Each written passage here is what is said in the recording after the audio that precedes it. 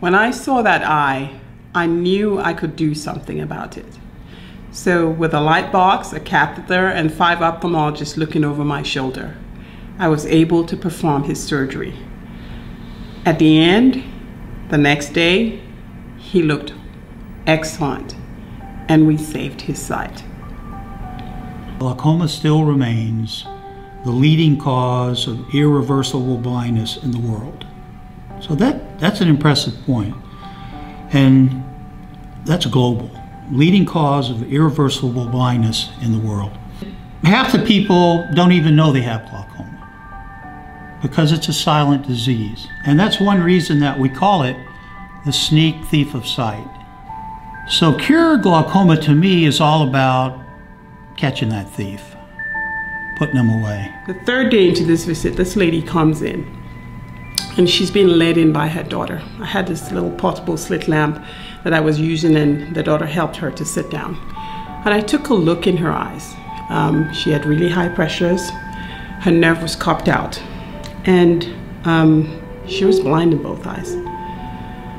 And for a second there, I just sat back and I said to her, I said, well, lady, you know, I'm sorry. There's nothing I can do for you. Singularly,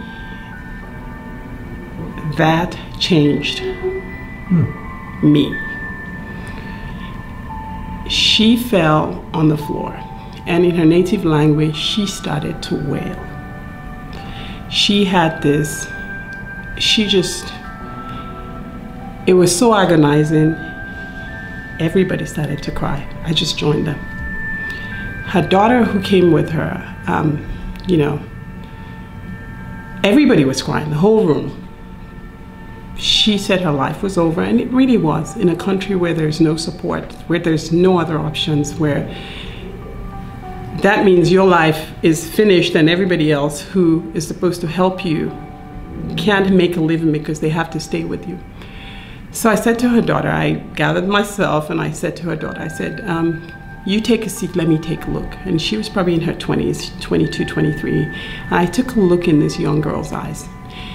She was almost cupped out, and she also had a pressure in the 30s and the 40s. And, you know, by this time I had help. They had calmed the lady down, and I said to her, I said, I couldn't help you. I didn't get here soon enough, but at least maybe we can help your daughter. She has glaucoma too. She's 20-something. And if you're blind in the US, you have a seeing eye dog, you have crosswalks, you have social services that can help you.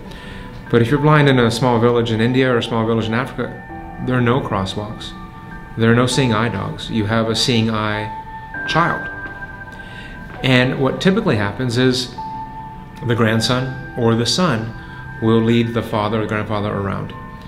And so you're depriving the grandfather or the father of being a productive member of society, and then you're also depriving this 5 or 10-year-old boy of a childhood. And with one surgery to restore that vision, you're giving 2 people their lives back. People are going blind. And we're not like the other doctors that are trying to improve vision. We're trying to save vision so you don't lose vision. And that's a hard thing to deal with because we don't always win.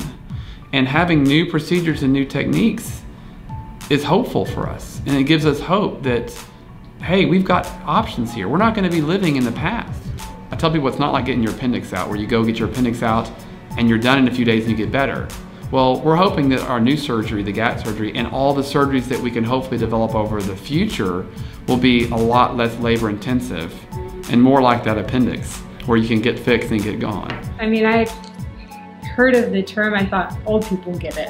That's just what I thought. I had no idea that an infant could have it. And we saw Dr. Smith, and as soon as she looked at it, it was just, she said, okay, we have to get her into surgery. I talk to a lot of women now. They see Oakley's glasses and they say, how do they know at that age, if there's a problem? So I tell her story, and I tell the moms, if you ever are concerned, if you have any question that your child might be having eye problems, just go. It's like Oakley, she could have been blind. Now you can see what I'm doing. I mean, look at me, what I'm doing. This was not really possible before. I could do it, but not that. When you see clearly, your speed goes fast, and everything is different. Everything is different.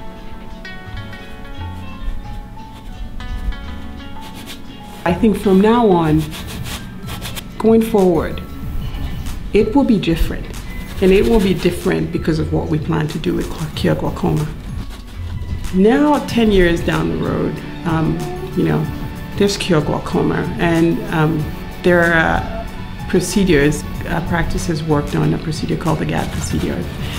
And a year ago, I went back on a different mission trip where I went to, and I left with hope. We know knowledge is one thing, but collective knowledge is very potent, it's very powerful, and that's what hopefully will take glaucoma care to the next level. And like Dr. Butler said, one person is not going to cure glaucoma. Our mission at Cure Glaucoma to fund transformational research, global missions, and providing access to quality care is incomplete without your help. We need to depend on you to help us by making a donation, because every day counts. Please go to www.cureglaucoma.org to learn more about the cause and to make a donation. Join us as we change sight one person at a time.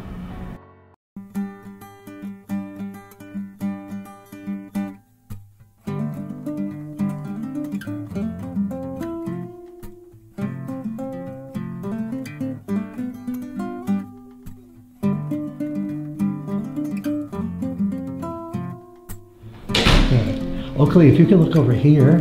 Da-da-da-da-da-da. Oh yeah, that'll do it. I wish that would work with adults. Oh, it's a necklace. Put it on. Oh, nice. So pretty. Oh, wow. You're gonna be missing. Nice. Look at you. Nice.